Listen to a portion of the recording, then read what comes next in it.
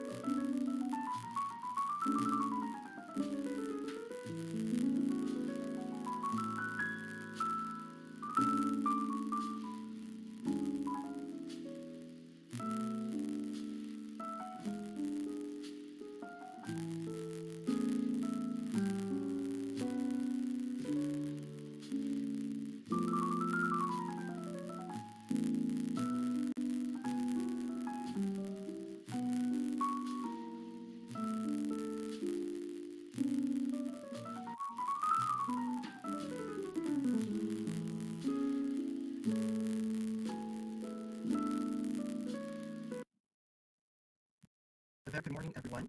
Before we begin, I would humbly request all of you to get comfortable and take your places as the events will commence shortly. I would also like to highlight a few housekeeping rules before we begin our event.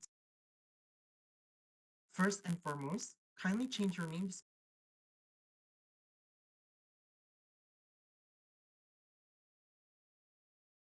displayed by renaming it to your name, followed by the name of your ALSA chapter. Secondly, if you are able to do so, we kindly request all of you to keep your camera feature open throughout the event as a sign of support for this program. Number three, please ensure that your microphone feature is turned off throughout the event in order to prevent any potential disturbance and only open when necessary. Number four, please remember your assigned group as it would be used during the ice-breaking session. Five, we request everyone to use the provided official background throughout the event. And lastly, kindly ensure that your internet connection is stable to avoid missing out on anything. Thank you.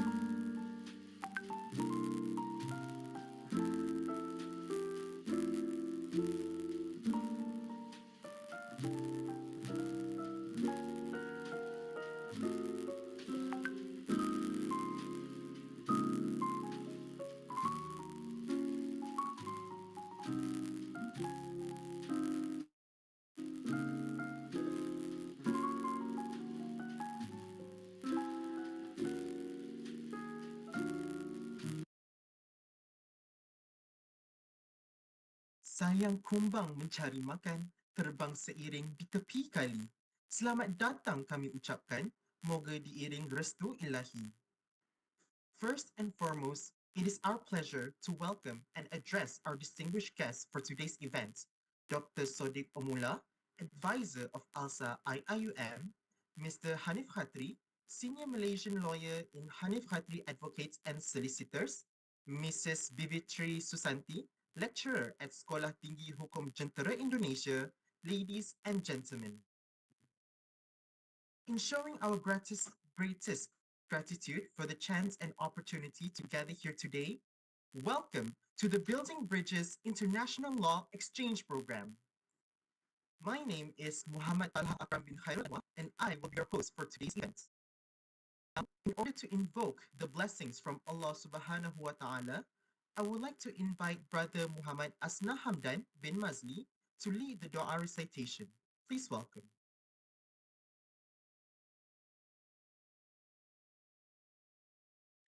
Assalamualaikum warahmatullahi wabarakatuh.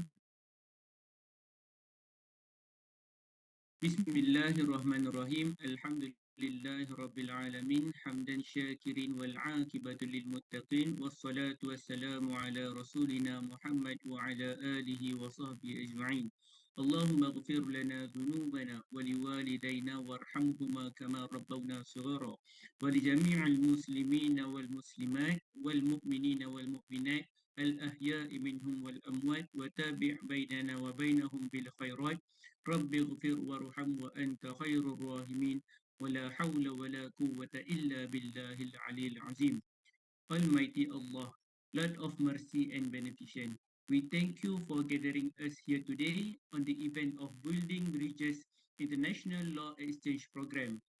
Bless this program with success, guide our hearts and mind, and grant us beneficial knowledge that brings goodness to all. O Allah, Lord of bounties and infinite, shower upon us your divine guidance that our world can from sin. Allahumma ja'al jam'ana hadha jam'an marhuma wa tafarruqna min ba'dihi tafarruqan ma'suma wa la taj'al illahumma fina wa la ma'ana wa la man yasba'una shaqiyan wa la matrudan wa la mahruma. ربنا آتنا في الدنيا حسنة وفي الآخرة حسنة وقنا عذاب النار وصلى الله على سيدنا محمد وعلى آله وصحبه وسلم والحمد لله رب العالمين. Amin, Amin, Ya Rabbal Alameen. Thank you, Brother Asna Hamdan, for leading the dua recitation. The floor would like to invite Dr. Sadiq Omula, advisor of ALSA IIUM, to give an opening speech for our event, Building Bridges International Law Exchange Program. Please welcome.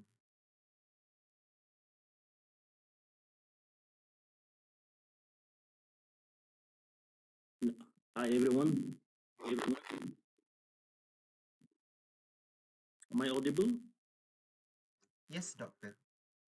Okay, it's good to see the members of ALSA from all over the ASEAN. I can see from Vietnam, from Indonesia, and many places. It is indeed a networking session. I hope this will be a long-term relationship. I begin my speech with the greetings of Assalamu alaikum wa rahmatullahi wa barakatuh. This is the greeting which is spread among Malaysians, Indonesians, and a few more countries in ASEAN. So I welcome you all. Very good morning to our panelists. I understand that one of the panelists is unavoidably absent, cannot attend the event. But notable to mention, I need to mention the names of the few panelists available here. Mr. Muhammad Anif bin Khairi Abdullah, a senior Malaysian lawyer, and Khatri, Anif Khatri advocate and solicitors. Sorry, cannot see this word.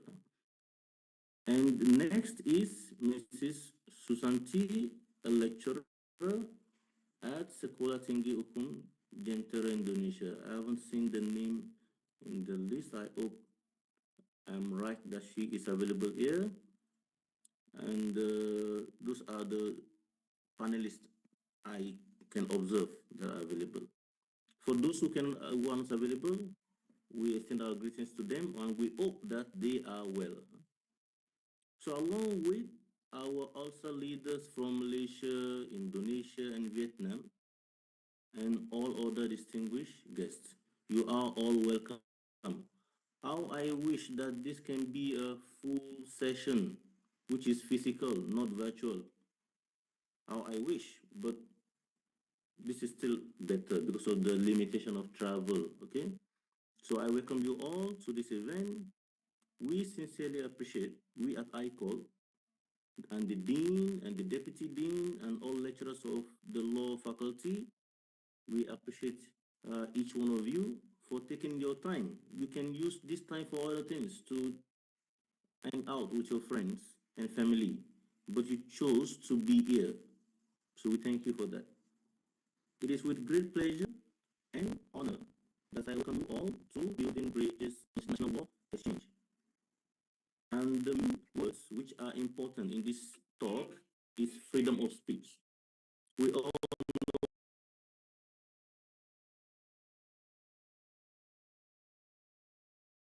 know that freedom of speech is very important among the fundamental human rights. Okay, so this is one of the reasons why it is a cornerstone of democratic society, of free societies, and a vital element in upholding human rights. Without freedom of speech, you cannot uphold human rights and the rule of law. Yet, as we all know, each country have different interpretation of freedom of speech. What is easily said in Malaysia might not be easily said in other countries, right? So, human rights is differently interpreted based on the unique legal tradition, cultural context, because the cultures are slightly different, and political realities. Today, at this event, we try to focus on exchange of ideas regarding the exploration of freedom of speech, within the governance framework of Malaysia, Indonesia, and Vietnam. So this means that lots of ideas will be coming up. You will see some differences. We'll learn from each other. We exchange ideas. Although the United Southeast Asian countries, although you are united as ASEAN, all three countries have varying governmental and societal attitude towards freedom of speech. What is acceptable as a level of acceptable speech might be different. This you might agree with me. But breaking down the differences and similarities between the three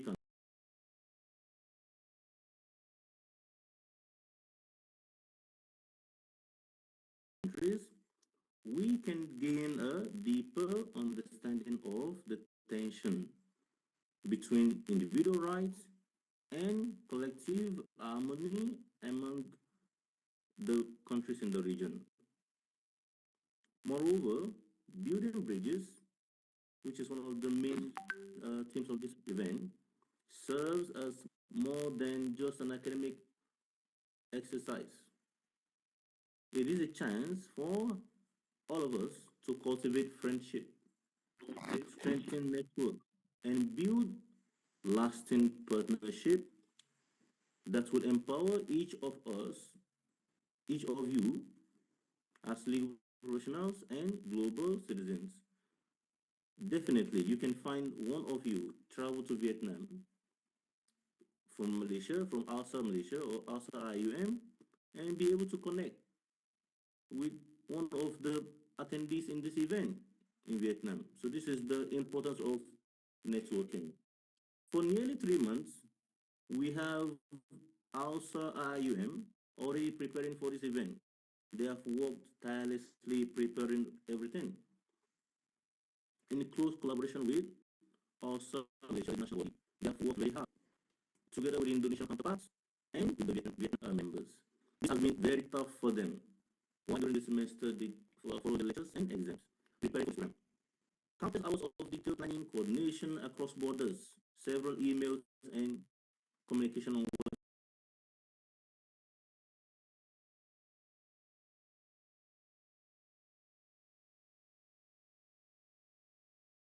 WhatsApp and other platforms. And, and overcoming numerous challenges. These have gone on for so long to make this event possible. I thank you all for this event, to the organizers. The dedication and hard work truly reflects the passion behind bringing us all together for an unforgettable experience. So I hope that this event will be engraved in the mind of those who attend. So with this, I let you seize the opportunity to learn not only about the law, but build bridges that connect ideas, cultures, aspirations towards a better society. So with this, I thank you and I open the session for continuing engagement. Thank you and have a nice day.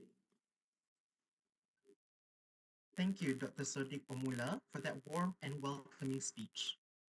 To warm things up amongst ourselves, let us continue with a little ice-breaking session. Dear participants, please refer to the participants list in the WhatsApp group or provided in the chat box to know which breakout room you should join. For your information, this ice-breaking session is for us to get to know about each other's cultural background. Each group has been specifically tailored so that all three countries are in the group together. With that, it'll be easier for us to exchange our culture and learn our differences. Dear participants, the breakout rooms are ready, and the facilitators are waiting for you there. They have also prepared a lot of activities which they have been preparing for months. Without delaying any longer, you may join those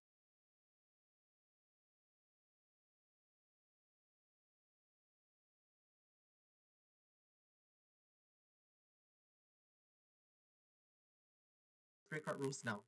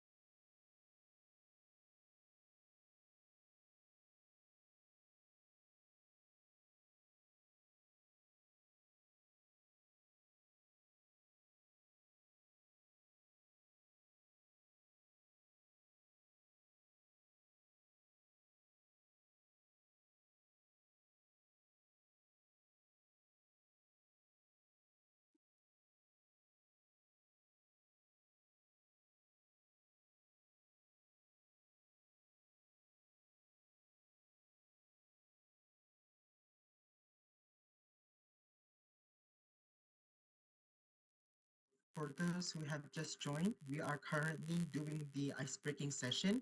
So to know which breakout room you should join, you may refer to the participants list provided in the WhatsApp group or in the chat box. And there are several letters of groups, so you may join your own breakout room. Thank you. If you have, be afraid to reach out to us and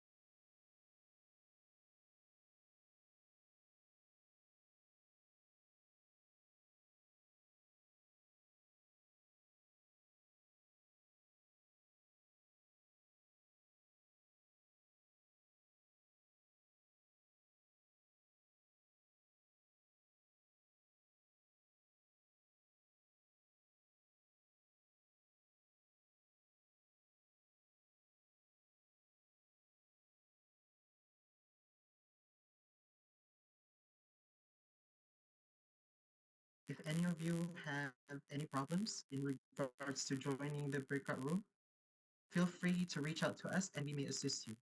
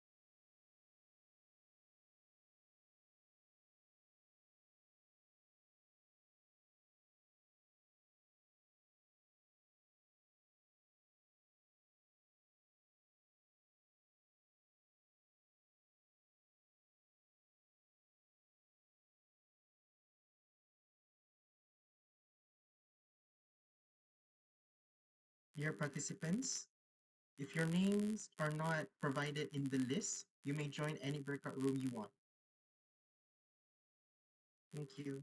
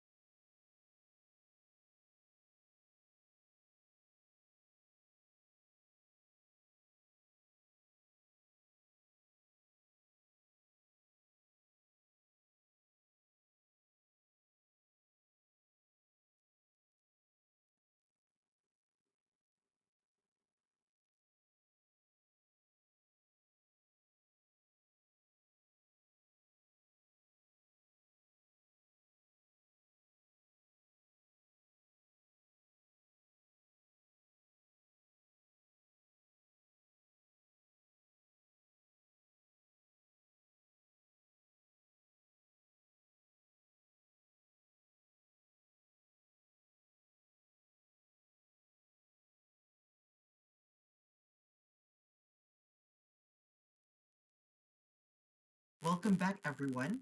We hope that you have enjoyed the activities prepared by our hardworking committees. Our next agenda for today is the presentation by each ALSA chapter. I would like to first call upon the representative from the Malaysia and IIUM ALSA chapter. Please welcome.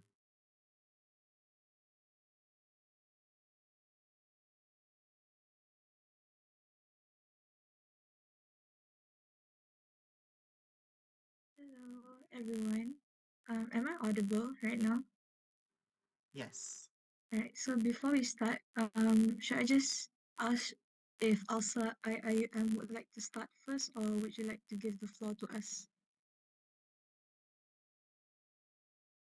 We would love to give the floor to ALSA Malaysia. Alright, okay. So thank you so much, ALSA IIUM. So hi everyone, Assalamualaikum warahmatullahi wabarakatuh. My name is Irdina Alia binti Kara Azrain. I am the Vice President of Academic Activities from ALSA Malaysia, and today with me would be my fellow executive, Theodora. Theo, are you able to unmute yourself and just introduce yourself?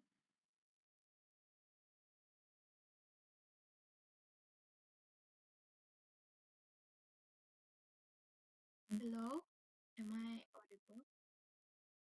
Yeah, you're audible, Theo. So, hello everyone, I'm Theodora. I'm acting as the executive of academic activity. Right. So we would be the presenters on part of ALSA Malaysia, and I think we can kickstart our presentation for today. So I'll pass the floor to Theo for the presentation of the Malaysian Constitutional Framework.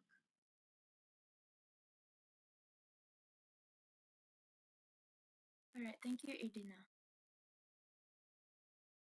Can we go to the next slide, please? Okay, alright. Good morning, everyone. Today I will be presenting on an overview of Malaysia's constitutional framework by highlighting its key features and its structure. So to begin with, Malaysia upholds constitutional supremacy as established under Article 4, Clause 1 of the Federal Constitution. This means that the Federal Constitution is the highest law of the land, and any law inconsistent is void to the extent of the inconsistency. So, to strengthen this, Malaysia is practicing constitutional monarchy. So, which means that even the monarch are subjected to the constitution, and this ensures that their powers are limited and regulated by the supreme legal law. So next, we look at how the theory of separation of powers is implemented in Malaysia. So this country is a federation made up of 13 states and 3 federal territories. So legislative authority is divided into 3 main lists as set out in the ninth schedule of the constitution. So as for the first list is the federal list, which is list 1, which contains matters under the jurisdiction of the federal government. The state list, which is list 2, includes issues handled by the state government, and last but not least, the concurrent list, which is list 3, covers the subjects on which both federal and state governments may legislate. So this division prevents concentration of power and promotes cooperation and clarity between different levels of government. Can we go to the next slide?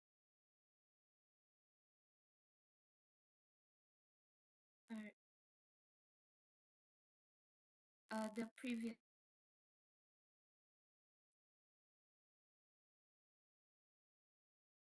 Alright, thank you.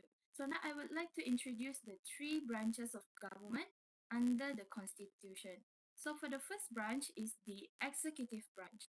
It consists of the Yang di-Pertuan Agong, which is the king, the prime minister, the cabinet, and the public services. So their role is to govern the country by implementing policies, managing administration, and collecting revenue through taxation and other means. So the executive also advises the YDPA on various important matters. So the next branch is the legislative branch, which comprises of the Dewan Rakyat, which is House of Representatives, whose members are directly elected by netizens of a 5-year term. Yeah, and also YDA is also one of the component of this branch. And next is the Dewan Rakyat, or we call it as Senate, which members are elected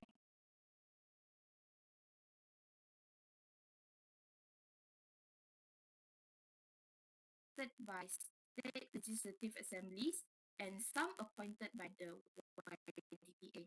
So this branch is responsible for enacting, amending, and repealing laws, but making it fundamental in shaping Malaysian law and policy. And the last branch is the judiciary. So this branch includes the federal court, the superior courts, which are federal courts, court of appeal, and high courts, and the subordinate courts, which are session court and magistrate court, alongside with Sharia court and other special courts. The judiciary acts as a critical check on the other branches through its power of judicial review by safeguarding the constitution and protecting citizens' rights.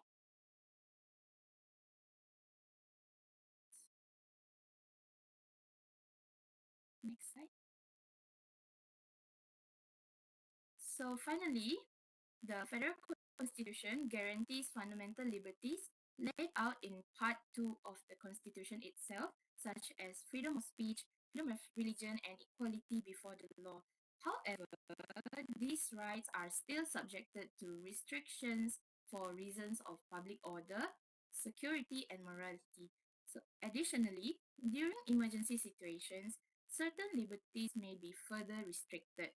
The Federal Constitution also contains special provisions which reserve affirmative action for the Melayu community and Bumi Putra in Sabah and Sarawak.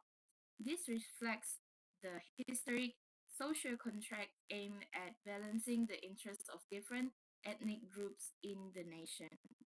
That concludes the summary of Malaysia's constitutional framework. Thank you for listening, and I shall pass the floor to Erdin.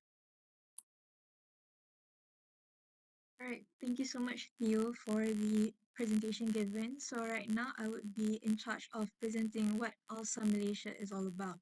So firstly, we will be looking at the senior team of ALSA Malaysia. So right here, you can see that there are actually eight people, but we have 9 departments actually, which is the Presidential Office, the Treasury Office, Secretarial Office, Academic Activities Department, the Human Capital Department, Legal Affairs Department, Executive Corporate Affairs Department, the Public Relations and Marketing Department, as well as the Training Exchange and Development Department. So overall, we have 9 departments altogether. So can you move to the next slide? So this would be our hierarchy. So for each department, right now, ALSA Malaysia has currently almost 50 national board members. So each department would recruit its own assistant vice presidents as well as executives. For the presidential secretary and treasury office, they would be called executive directors. So it really differs, or it really depends on the vice president of that department on how many members that they want to recruit. So for me, for example, I had recruited 3 assistant vice presidents and also 3 executive members. So it may differ for PRM. If I'm not mistaken, they have 3 assistant vice presidents, but only 2 executive departments. So this is something that we do not put limit actually to how many members that you want to recruit, as it differs for each tenure itself as well. So hence we did actually put like a list of all of our members, because then we would need at least 3 pages just to put all of the members' names. So next slide, please. So these are some of the programs that we have conducted. So our programs, So our program differs from webinars, talks, forums, visits, as well as international competitions as well. So for this year, our main event was the ALSA International Mediation Competition, which I believe some of you have joined before. So some of the webinars and talks here, you can see it actually varies from departments. So there are some from my department, which is the legal webinars. Some are from the legal affairs department, which is the legal lounge, and also some are from the secretariat office, such as the legal insight series and the social media on trial. So for your information as well, Tuan Hanif Khatri, our panelist for today, he has attended our second legal lounge, which we had also invited Tun Mahathir, our former Prime Minister, as well as Surendra Anand, a constitutional lawyer, as well as a lecturer from IIUM itself, Prof. Shamrahayu. So has, I mean, in contact with us, and hence he is able to join our event for today. So next slide, please. So these are also some of the visits that ALSA Malaysia has conducted. So firstly, visits are usually done by the EAC department, but depends if other departments would want to do a visit, they are able to do so. So some of the visits that we had done was to the POJ, the Palace of Justice, which is situated. We also conducted a visit to Lavanya Balin and Chambers, which is in Kuala Lumpur. However, since our tenure has not ended,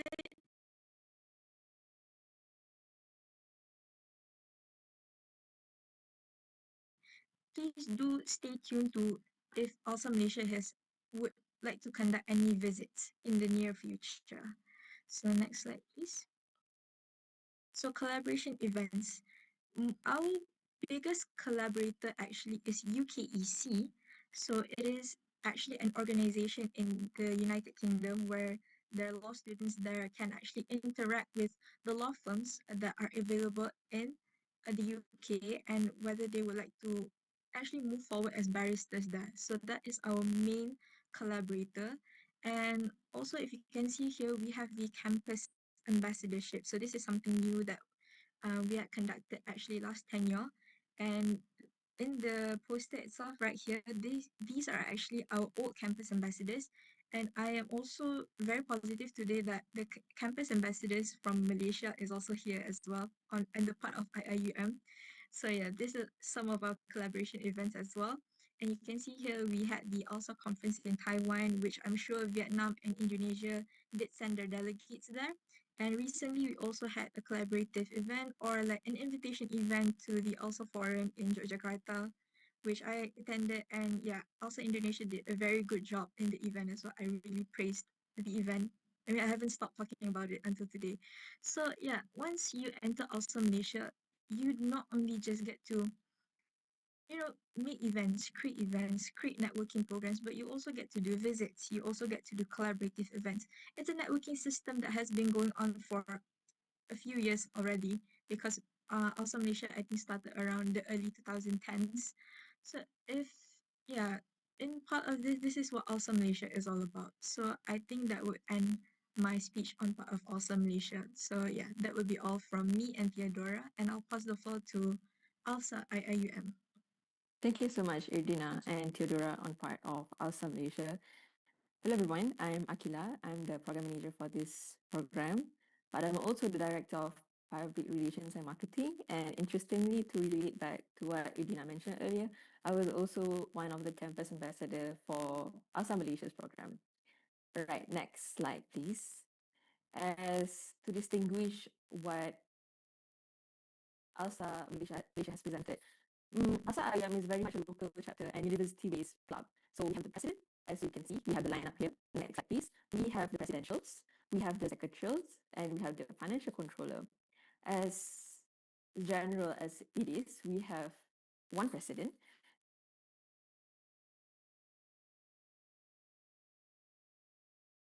and two vice president, internal and external, and one slide before, please. For the secretary, we have two secretary, the main one and the assistant, and the financial controller and the financial controller one. Since we are very much a local chapter, so we are based in university, all of our programs need to be liaised with the faculty office ourselves. So the Secretary General and Financial Controller will be the one in charge of liaising staffs and paperwork with the Law Societies Club. Yeah. All right, next slide, please. We have four different departments under ALSA IUM. First, Academic Affairs, Public Marketing, TED, TED, Training, and development, and lastly, creative media. As compared to have been presented by Irdina earlier, ALSA IIUM has for actually we have default. We have each department have their own director. We have assistant director, and we have treasurer and secretary. So in making programs or proposal, it will be easy for I don't think it's easy, but it will be more practical because each department have their own secretary and each department have their own financial controller. So in terms of recruiting team members or committees, it'll be much easier because the crafting of the proposal would be very much interrelated or internal based, right? Moving on to the summaries of four programs. In ALSA IUM, today we presented, right? We can move on to the summaries of the program. We have four summarization of the programs that I would love to share about to the presenters or to the audience today. Number one, ALSA Visit 2.0 Beyond Campuses. Right, so ALSA Visit Beyond Campuses, and I'm positive we have few of the participants here and ALSA Visit 2, in which this ALSA Visit is a collaboration between ALSA IUM and ALSA Malaysia. And Alhamdulillah, we had a very good participations. In UM, we have about 9 local chapters: UM, UITM, USIM, IUM, Taylors, BAC. It was very fantastic. We have also representative from ALSA Malaysia. And then we have the continuity of ALSA 2.0 right in IUM. All right, next we have the next exciting product is Logistics, which is achieving a DD, if I'm not mistaken. So we have personally invited Sir Matthew Thomas Phip, and the third program is Industrial Court ALSA Visit. This is under Public Relations and Marketing. And we have Alhamdulillah, a very big opportunity to speak directly with the judges there with the help of Sharifah Alia, if I'm not mistaken. She is the program manager. And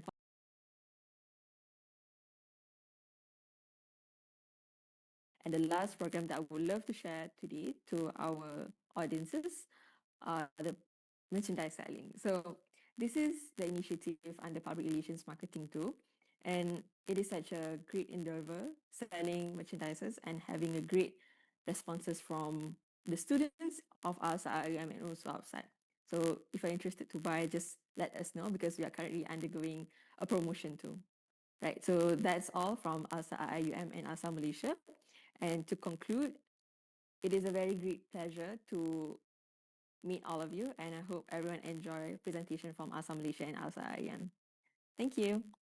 I pass back to Talha. Okay, thank you to all representatives for that presentation in regards to the Malaysian constitution and also the government framework that we have here in Malaysia.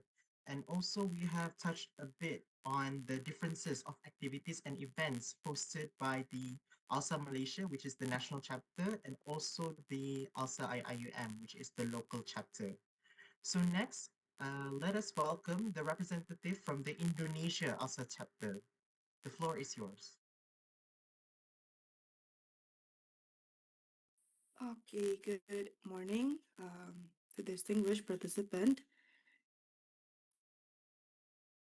I'll just wait a little bit for the share screen to be shown. Okay. Good morning, distinguished participant of today's event. It is privileged to be here today. Allow me to introduce myself. My name is Raihana Sultan, serving as the Secretary General of ALSA Indonesia 2025-2026. And on behalf of ALSA Indonesia, I would like to extend our warmest greetings to all of you. We sincerely hope that we build a lasting relationship and looking forward to meeting all of you guys in the future. And I will be pleased to guide you through today's presentation. Next slide, please. Let me begin with a brief history of ALSA Indonesia. Our journey began in 1987 during the Musyawarah Nasional, or more familiarly we called as the General Assembly of ALSA Indonesia, where the idea emerged that a law student should understand different legal systems across the Southeast Asian. The idea of ALSA began with the ASEAN Law Student Conference in Jakarta in 1989, which led to the official establishment of the ASEAN Law Student Association by 5 founding countries, including ALSA Indonesia as one of the pioneers. Thus, the founding of ALSA Indonesia is inseparable from the founding of ALSA International itself over the time, and ALSA expanded through the declaration, the Tokyo Agreement, and in 2003 officially became the Asian Law Students Association. And since then, ALSA Indonesia has grown steadily, starting with our two first local chapter, and today encompassing a 15 local chapter across major universities in ALSA Indonesia. Next slide, please.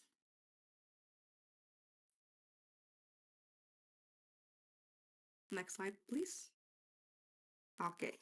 As many of us know, ALSA is built upon four fundamental pillars, but these are not just words on paper or abstract ideals. At ALSA Indonesia, we make it a priority to bring these pillars to life, whether it is through academic competition, publication, international exchanges, or community projects. We always strive to ensure that each activity reflects and strengthens these four values. In this way, the pillar serves not only as our foundation but also our compass guiding everything that we do. Next slide, please. These are the structure of our national board. That is structured into several cores with each division playing a vital role in making ALSA Indonesia's program successful. The specific roles and responsibility of each affairs or division will be explained in the next slide later, so we can better understand how every part contributes to the bigger picture. Next slide, please. Currently, ALSA Indonesia consists of 15 local chapters across some most prominent universities in the country, as you can see on the slide. Next slide, please. In addition to that, this year we are also joined by one observer from Universitas Lampung. And next slide, please. Altogether, our organization now brings more than 11,000 active members and over 7,000 alumni and commissioners. Next slide, please. This year, ALSA Indonesia carries forward three key targets, which also represent our core values, which are the visibility, development, and impact. By enhancing visibility, we aim to strengthen the recognition both nationally and internationally. And with this recognition, create greater opportunities for development, empowering our members to academically, professionally, and of course personally through various programs and initiatives. Ultimately, this effort to impact, making meaningful contribution not only to our members but also the wider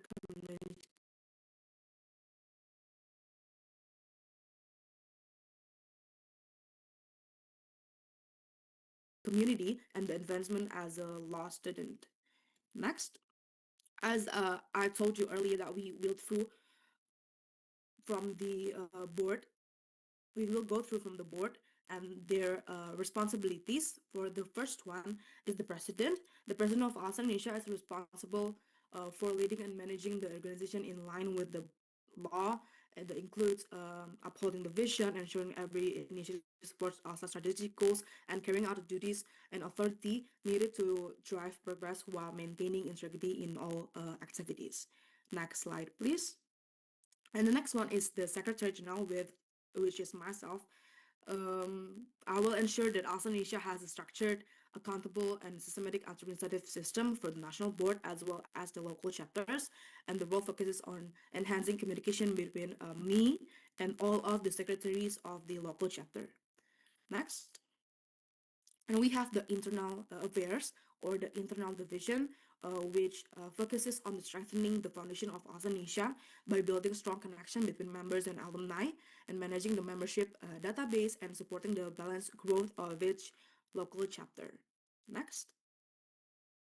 Next, we have the External Affairs Division that works to strengthen ALSA Indonesia's role as a socially responsible organization by expanding community initiatives and creating meaningful impact. It also builds strategic partnership with external organizations, enhancing ALSA's influence as positioning it as a respected and influential entity by national and internationally.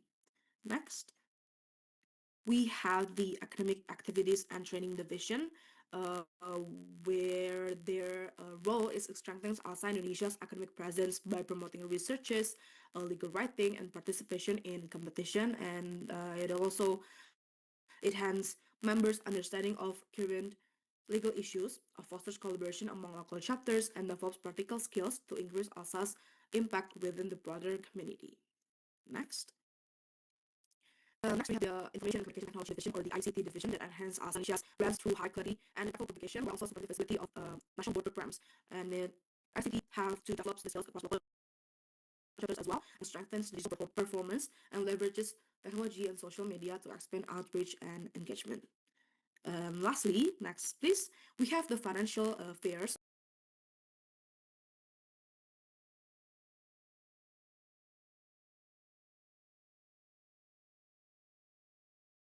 or financial division that ensure Indonesia's financial stability through strategic management and transparent reporting, and extracting funding support to national events and our program as well, and providing reliable resources to sustain the organization's growth and long-term success.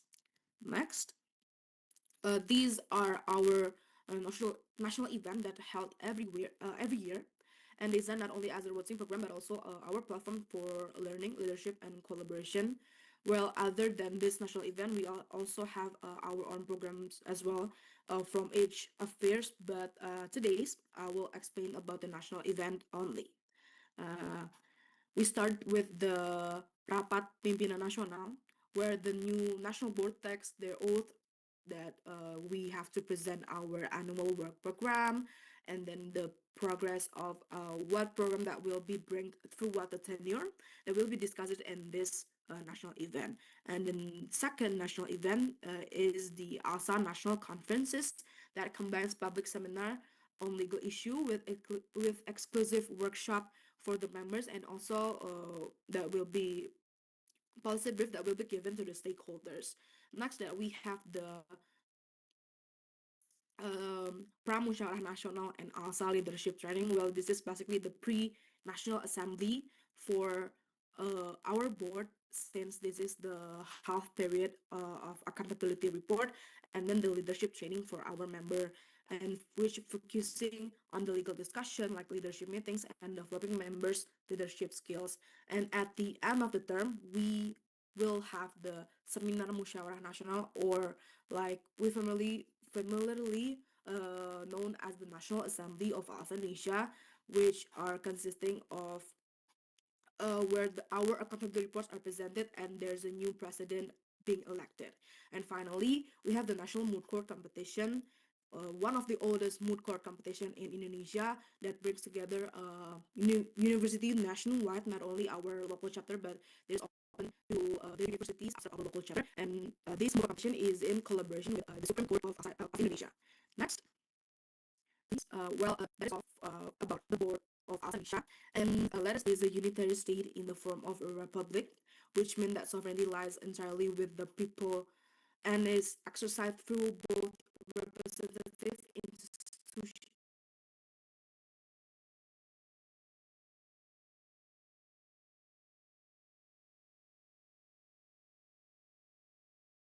institution and direct elections. Unlike the federation, Indonesia maintains a centralized system of governance, ensuring that all regions remain united under one constitutional framework.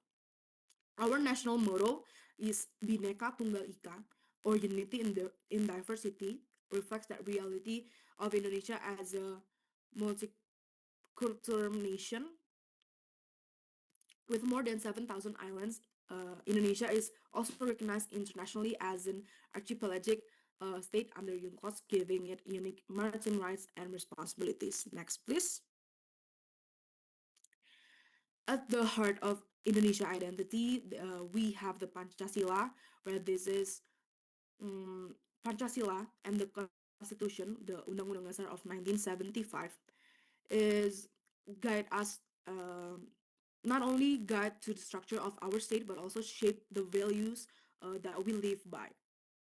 Like these changes strengthen our democracy, reinforce that the separation of power, and enhance the protection of human rights, since the Undang-Undang Dasar, or the 1945 Constitution, is amended to strengthen those aspects as well. Next, please. While Indonesia adopt a civil law system and heavily influenced by the Dutch colonial heritage, which means law are codified into written regulations. These are the hierarchy of law as stated on the slide. And to ensure check and balances, a judicial review plays an important role, and the Constitutional Court examines whether the law complies with the Constitution, while the okay. So I will wrap up our slide as well. Sorry, thank you for the reminders. And these are the legal system and legislative system of Indonesia. And next slide, please. Well, in practice, freedom of expression is shaped by several important laws like the Electronic Information and Transactional Law or the UU-ITE, but there will be a limitation that we must respect the others, law and morality as well as the and public order. Next, please. Still, Indonesian law and the freedom of expression must respect religious values as well as I stated before, and there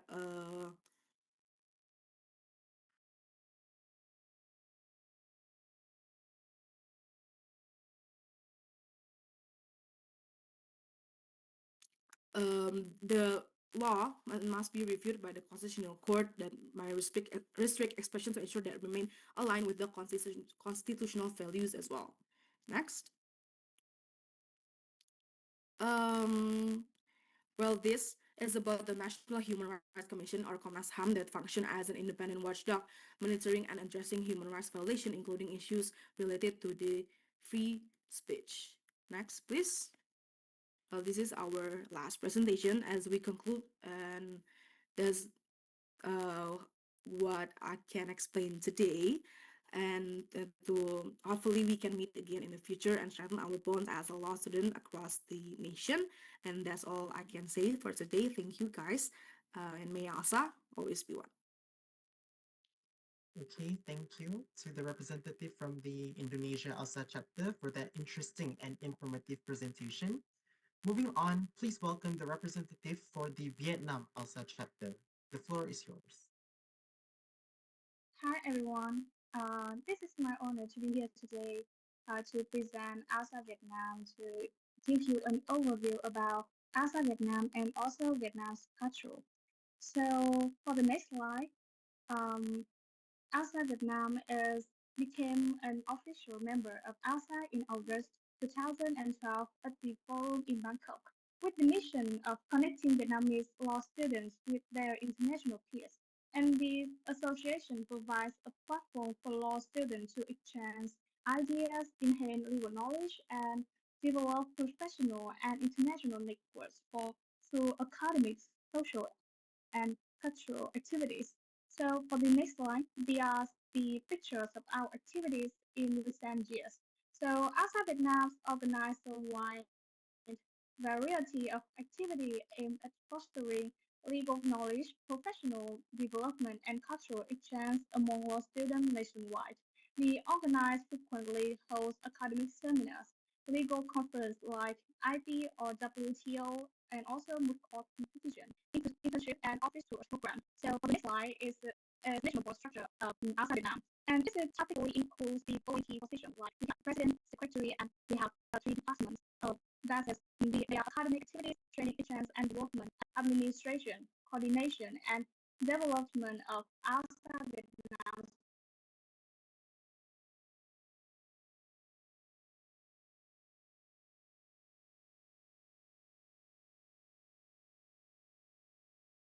program. For the next slide, ALSA Vietnam has expanded its activities nationwide and now operates through two local chapters in Hanoi and Ho Chi Minh City. And each local chapter operates with its own executive board and organizes academic and legal training activities for members in their respective region. And yeah, next is about Vietnam. um, so we can see that Vietnam is a socialist republic with a one-party system led by the Communist Party of Vietnam. The party is both the core of the political system and the leading force of the state. And Vietnam is defined as a socialist law governs state of the people, by the people, and for the people.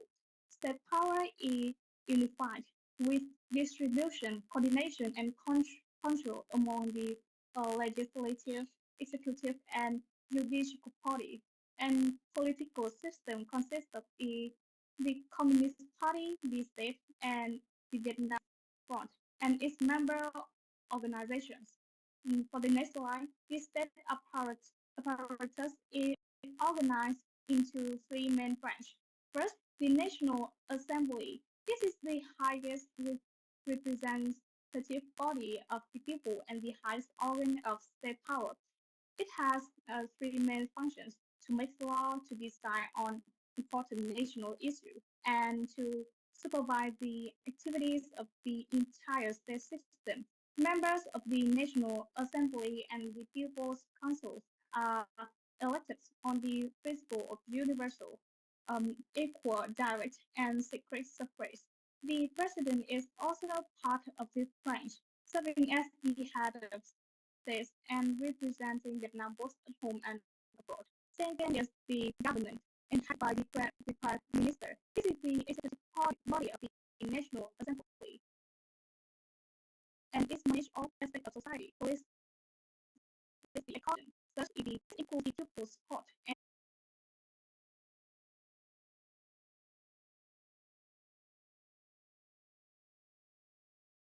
adjudication and prosecution. Alongside these institutions, Vietnam has a comprehensive legal system. At the top is the Constitution, the supreme law. All laws and regulations must comply with it. The National Assembly issue laws and resolutions. The government and the Prime Minister issue decrees and decisions to put the laws into practice, and ministries provide detailed guidance through circulars. Local authorities also issue documents within their scope of power. And yes, for the next slide, let me turn briefly to Vietnamese culture. Just as the state is organized of people, by people, and for the people, our culture also reflects strong community values. Vietnam is home to 54 ethnic groups, each contributing its own traditions, making the country culturally diverse and vibrant. In daily life, traditions such as celebrating Tet, the Lunar New Year's, or commemorating the